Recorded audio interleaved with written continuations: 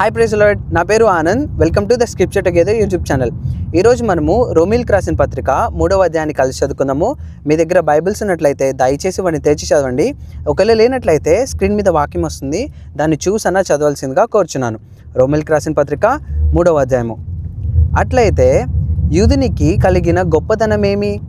సున్నతి వలన ప్రయోజనమేమి? ప్రతి విషయమందును అధికమే. మొదటిది, దేవోక్తులు యూదుల పరము చేయబడెను. కొందరు అవిశ్వాసులైననేమి? వారు అవిశ్వాసులైనందున దేవుడు నమ్మదగినవాడు కాకపోవునా? అట్లనరాదు. నీ మాటలలో నీవు నీతిమంతుడుగా తీర్చబడినట్లును, నీవు వ్యాజమాడునప్పుడు గెలుచున్నట్లును అని వ్రాయబడిన ప్రకారము ప్రతి మనుష్యుడును అబద్ధికుడగును గాని దేవుడు సత్యవంతుడు కాక తీరడు. మన దుర్నీతి దేవుని నీతికి ప్రసిద్ధి కలుగజేసిన ఎడల ఏమందుము? ఉగ్రతను చూపించు దేవుడు అన్యాయస్తుడగునా? నేను మనుష్యరీతిగా మాట్లాడుచున్నాను, అట్లనరాదు. అట్లైన ఎడల దేవుడు లోకమునకు ఎట్లు తీర్పు తీర్చును?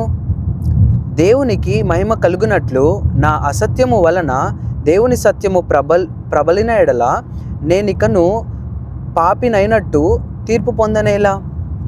మేలు కలుగుటకు కీడు చేయుదమని మేము చెప్పుచున్నామని కొందరు మమ్మును దూషించి చెప్పు ప్రకారము మేమెందుకు చెప్పరాదు? అట్టి వారికి కలుగు శిక్షావిధి న్యాయమే. అలాగైనా ఏమందుము? మేము వాటికంటే శ్రేష్ఠులమా, తక్కువ వారమా? ఎంత మాత్రమును కాము. యూదులేమి గ్రీసు దేశస్థులేమి అందరూ పాపమునకు లోనై ఉన్నారని ఇంతకు ముందు దోషారోపణ చేసి ఉన్నాము. ఇందును గూర్చి వ్రాయబడినదేమనగా, నీతిమంతుడు లేడు, ఒక్కడునూ లేడు, గ్రహించువాడెవడునూ లేడు, దేవుని వెతుకువాడెవడునూ లేడు. అందరూ త్రోవ తప్పి ఏకముగా పనికి మాలిన వారైరి, మేలు చేయువాడు లేడు, ఒక్కడైననూ లేడు. వారి గొంతుక తెరచిన సమాధి, తమ నాలుకతో మోసము చేయుదురు. వారి పెదవుల క్రింద సర్ప విషమున్నది, వారి నోట నిండా శపించుటయు పగయు ఉన్నవి. రక్తము చిందించుటకు వారి పాదములు పరిగెత్తుచున్నవి. నాశనమును కష్టమును వారి మార్గములలో ఉన్నవి. శాంతి మార్గము వారెరుగరు. వారి కన్నుల ఎదుట దేవుని భయము లేదు. ప్రతి నోరు మూయబడునట్లును సర్వలోకము దేవుని శిక్షకు పాత్రగునట్లును ధర్మశాస్త్రము చెప్పుచున్న వాటినన్నిటినీ ధర్మశాస్త్రమునకు లోనైన వారితో చెప్పుచున్నదని ఎరుగుదుము. ఏలయనగా ధర్మశాస్త్ర సంబంధమైన క్రియల మూలముగా ఏ మనుష్యుడును ఆయన దృష్టికి నీతిమంతుడని తీర్చబడడు. ధర్మశాస్త్రము వలన పాపమనగా ఎట్టిదో తెలియబడుచున్నది.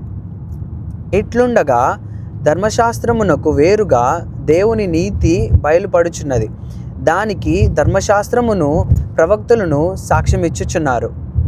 అది యేసుక్రీస్తునందలి విశ్వాస మూలమైనదై నమ్ము వారికందరికీ కలుగు దేవుని నీతి అయి ఉన్నది. ఏ భేదమునూ లేదు. అందరూ పాపము చేసి దేవుడు అనుగ్రహించు మహిమను పొందలేకపోతున్నారు. కాబట్టి నమ్మువారు ఆయన కృపచేతనే క్రీస్తు యేసు నందలి విమోచనము ద్వారా ఉచితముగా నీతిమంతులని తీర్చబడుచున్నారు. పూర్వము చేయబడిన పాపములను దేవుడు తన ఓరిమి వలన ఉపేక్షించినందున ఆయన తన నీతిని కనపరచవలెనని క్రీస్తు యేసు రక్తము నందలి విశ్వాసము ద్వారా ఆయనను కరుణాధారముగా బయలుపరచెను.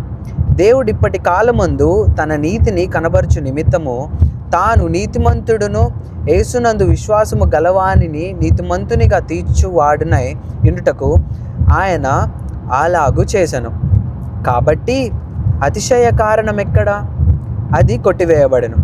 ఎట్టి న్యాయమును బట్టి అది కొట్టివేయబడెను? క్రియా న్యాయమును బట్టియా? కాదు, విశ్వాస న్యాయమును బట్టియే. కాగా ధర్మశాస్త్ర సంబంధమైన క్రియలు లేకుండా విశ్వాసము వలననే మనుష్యులు నీతిమంతులుగా తీర్చబడుచున్నారని ఎంచుచున్నాము. దేవుడు యూదులకు మాత్రమే దేవుడా? అన్యజనులకు దేవుడు కాడా? అవును, అన్యజనులకును దేవుడే. దేవుడు ఒకడే గనుక ఆయన సున్నతి గలవారిని విశ్వాస మూలముగాను, సున్నతి లేని వారిని విశ్వాసము ద్వారాను నీతిమంతులనుగా తీర్చును.